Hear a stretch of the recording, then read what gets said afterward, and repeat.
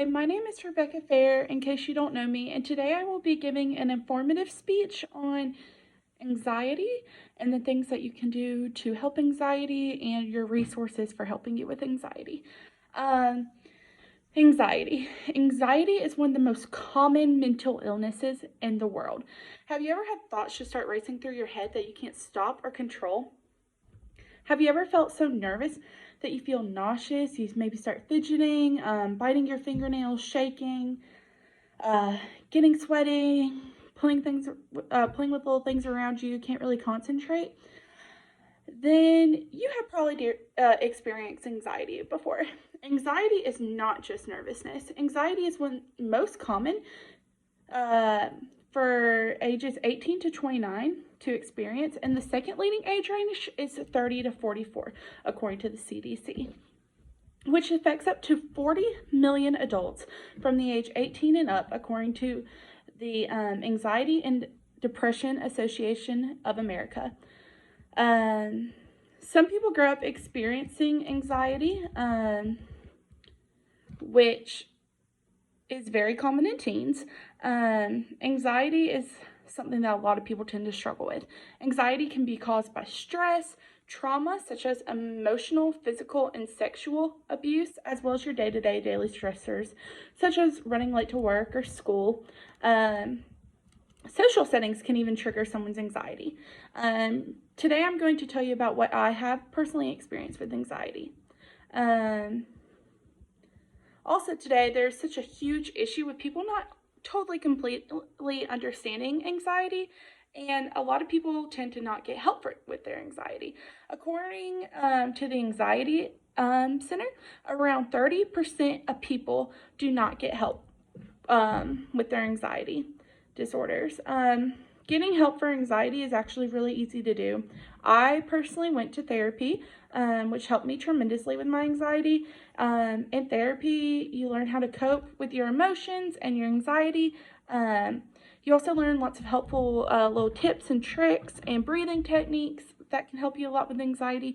And it really also helps you just open up more on your emotions and get this out of the way.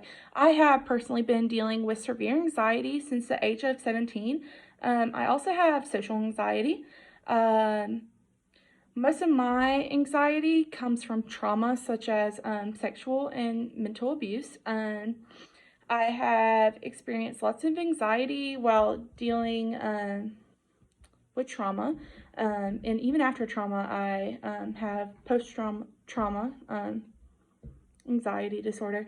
When I experience anxiety, I tend to bite my nails a lot, play with my hair, fidget around with little things around me. I get sweaty, I can't concentrate, I lose my thought, my head starts racing, my chest tends to feel tight, and like I can't breathe, and I just feel a lot of it through here, which my therapist actually helped me come up with like where I feel my anxiety and really just think about it and figure that out. But everyone gets different experiences while dealing with anxiety. Some people, according to the CDC, experience aches, pains, headaches, stomach problems that do not improve with treatment. Having trouble concentrating, remembering details, making decisions, feeling tired even after sleeping well, feeling guilty, worthless, helpless, all of those. And there's lots of statistics with anxiety that I'm going to talk about now. As of 2017, 284 million people have been diagnosed with anxiety disorders, according to ourworlddata.org. Women are twice as likely to be diagnosed with anxiety than men, and the prevalence of anxiety disorders are significantly higher for women by 23.4% than men, who have a 14.3%, according to texashealth.org. Also, according to the NIMH, around 7.1% of people have social anxiety. According to the Department of U.S. Health and Human Services, there are 5 major types of anxiety, which includes a generalized anxiety disorder, obsessive compulsive disorder, which would be OCD, panic disorder, post-trauma stress disorder, sociophobia, known as social anxiety. Personally, I struggle with social anxiety, panic disorder, and post-trauma stress disorder.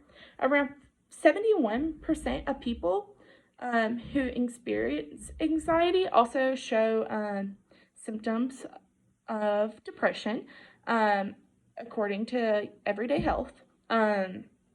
Getting help for your anxiety may be scary, but is totally worth it and easier to do than you think. Most people do not choose to seek help or do not think they need help with their anxiety, which is a big concern for their mental health and their well-being. Getting help may include therapy, medicines such as Prozac, which I actually took Prozac, or little tips and tricks such as putting your face in cold water, learning the 3-3-3 breathing treatment. It's important to get lots of rest, take time for yourself, practice breathing exercise when you deal with anxiety. All those can be really good to helping you cope and learn how to deal with it. In conclusion, there are many ways to help improve your anxiety and cope with your anxiety. There are so many resources, little tricks and tips, and people who would love to care and help you overcome anxiety and get control over your anxiety. So let's all work together and help overcome anxiety and get help with dealing with your anxiety in a healthy way. Personally, things that have helped me with anxiety are therapy, medication, opening up on my emotions more, as well as learning helpful little tips and tricks such as breathing techniques.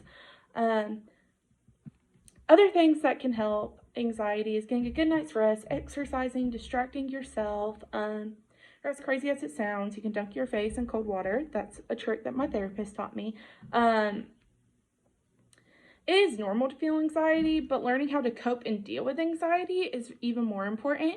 I did, and it was one of the best decisions I have ever made. Ever since I started getting help with anxiety and learned how to cope with my anxiety, I've gotten so much better. I hardly deal with anxiety anymore like I used to.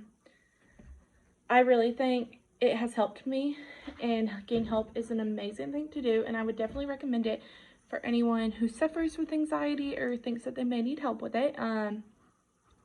It's just a really great thing to do, and I really find it important. Thank you.